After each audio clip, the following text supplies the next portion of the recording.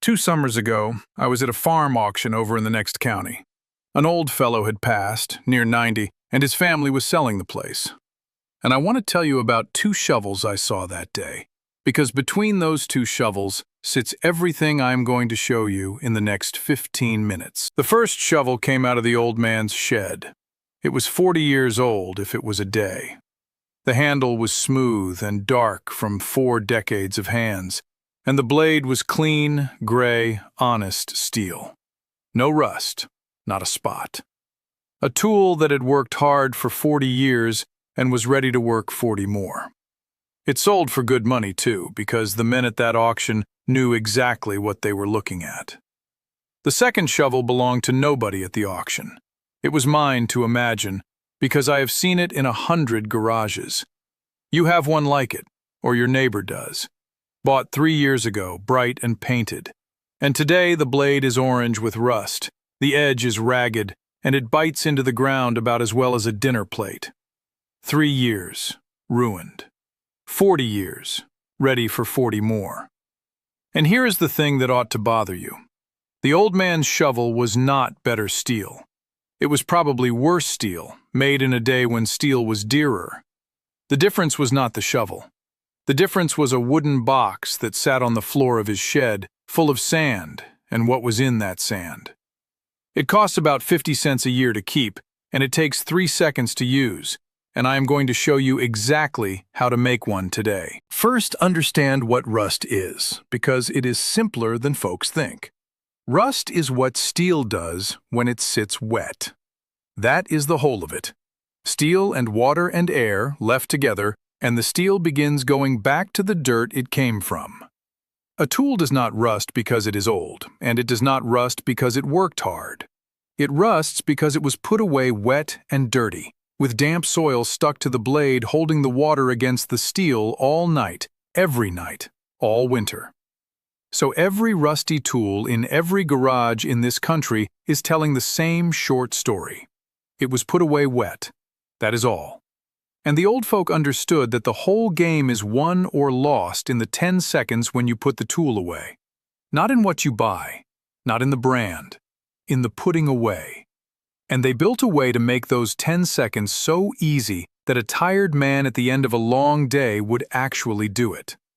That is the genius of the thing I am about to show you. Not the chemistry, the laziness of it. It is a system built for tired men, and it has kept tools alive for 200 years. If that is the kind of thinking you like, the plain kind that makes a thing easy instead of expensive, then subscribe, because that is all this channel is. One old skill a week, honest limits and all. Now let me show you the bucket. Here is what you need. A 5-gallon bucket. Everybody has one, and if you do not, any hardware store has them for a few dollars, and any bakery or restaurant will often give you one free if you ask. Then sand. And here is the first place folks go wrong, so listen close. Not play sand. Not the soft white sand you would put in a child's sandbox. That sand is too fine and too round, and it will do nothing for you. You want construction sand, the coarse, sharp, gray-brown sand they sell for mixing mortar, and a 50-pound bag of it costs a few dollars at the builder's supply. The old-timers kept a wooden box of coarse sand on the shed floor for exactly this. The box does not matter. The coarseness does. Fill the bucket about 4/5 full with that sand. Now the oil. You want about a quart, poured in and mixed through the sand until the sand is darkened and damp. Not wet, not a swamp. Damp, like sand at the beach a few steps up from the water. Mix 1/3 of the sand, 1/3 of the oil, stir with a stick or an old trowel, and repeat until it is even. And which oil? Here I need to stop and correct something, and I am correcting my own people as much as anybody. The old way, the way it was done in many a shed, including ones I knew as a boy, was to pour in used motor oil. The oil came free out of the tractor, and waste was a sin, and so into the sand it went. And I understand it. But I will tell you plainly, I do not do it that way. And I will tell you exactly why, so you can decide for yourself. Every time you plunge a shovel into that bucket, A thin film of that oil rides on the blade, and the next morning you push that blade into the ground where your beans and your potatoes are growing. Used motor oil is full of things I do not want in that ground. The men of science are on my side of this one, and so is plain sense. The old-timers did not know. We do. So use boiled linseed oil, the same $3 can I have talked about on this channel before, or plain mineral oil, which is sold cheap by the gallon. Either one protects the steel just the same, and neither one troubles your soil or your supper. That is not me being fussy. That is the method growing up a little, the way methods should. Now how you use it, and this is the beautiful part. You do not scrub. You do not wipe. You do not do anything a tired man will not do. At the end of the day, you take your shovel, your hoe, your fork, your trowel, and you plunge the blade into the sand. Down, up, down, up. 2 or 3 times. That is the whole ritual. 3 seconds a tool. And in those 3 seconds, 2 things happen at once. The coarse sand scours the blade, stripping off the wet soil and scrubbing away any beginning of surface rust, working like 1,000 little files. And the oil in the sand leaves behind a thin coat on the clean steel. And that coat stands between the steel and the damp air all night. Cleaned and oiled, in one plunge, by a man who is thinking about his supper. For the small hand tools, the trowel and the weeder, you can simply leave them standing in the bucket, blade down in the sand, all season. That is their home now. They are cleaned, oiled, stored, and easy to find, all in the one act, and they will never rust down there. The honest limits, and there are 3. First, the bucket maintains a tool. It does not resurrect one. It will strip fresh dirt and the first whisper of surface rust, but it will not undo 5 years of neglect. For the already rusty shovel, I will give you the rescue in a minute, and then the bucket takes over from there. Second, keep your fine polished blades out of it. That sharp sand scratches. On a shovel or a hoe, that matters not at all. The work polishes the blade anyway. But a fine pruner with a coated blade, or a polished knife, the sand will scuff them.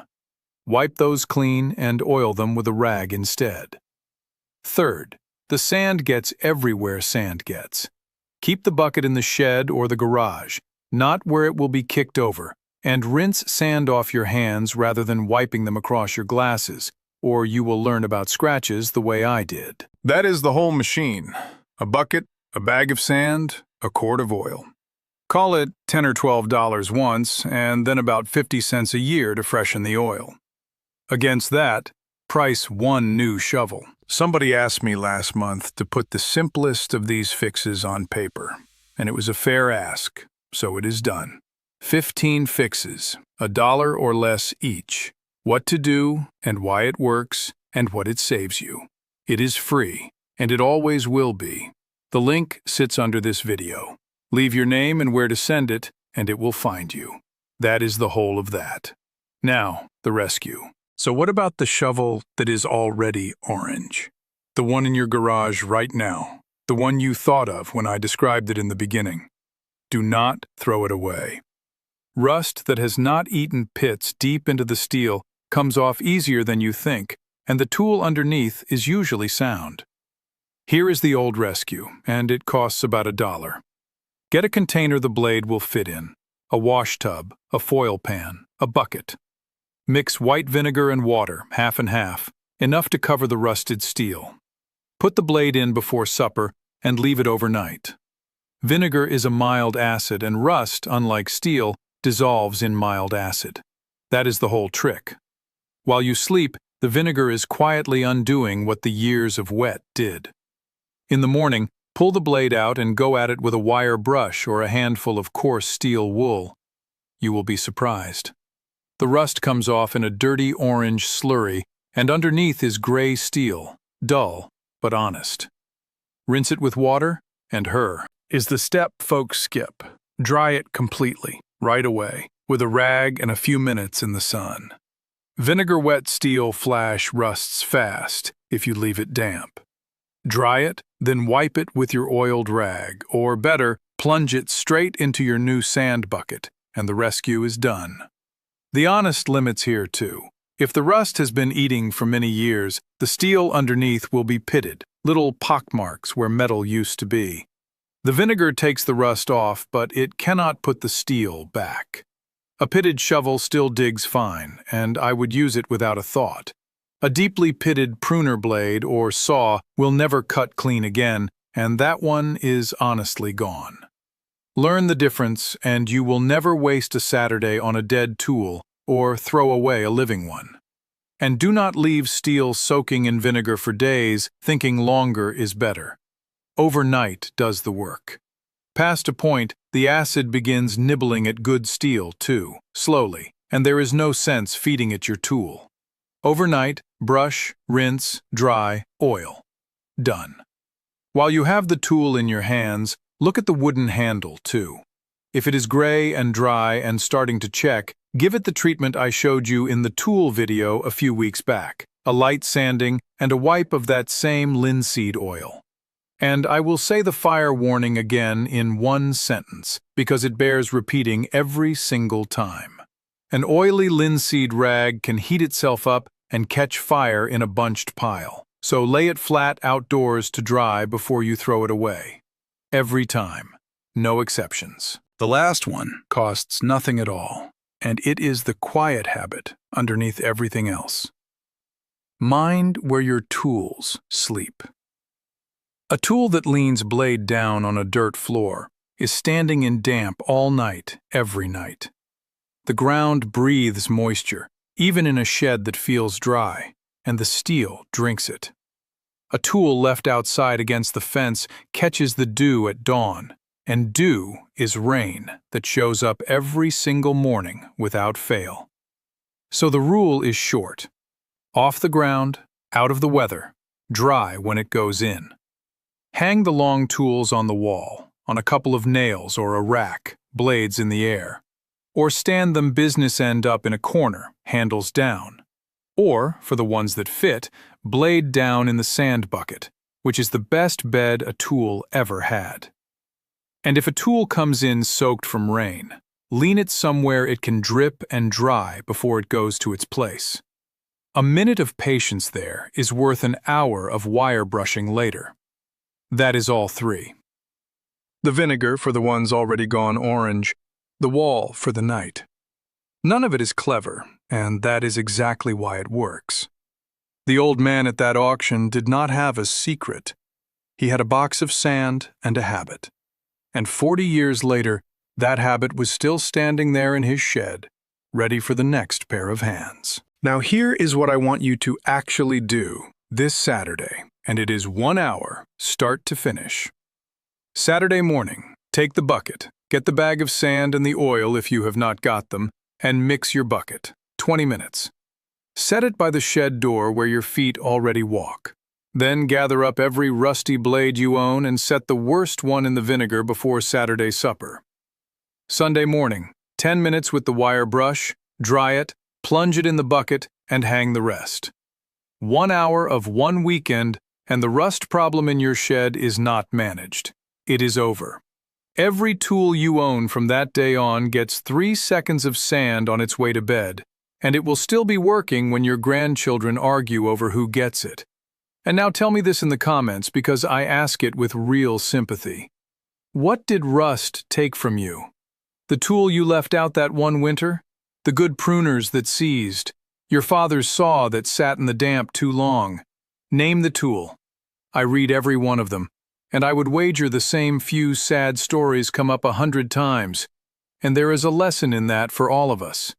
If you would care to save something else next week, another plain old skill is coming, so subscribe and you will find the way back. Until then, remember, rust is not age. Rust is a tool put away wet, one night at a time. Give it a dry bed and 3 seconds of sand, and steel outlives us all. God keep you, friend. We will talk again.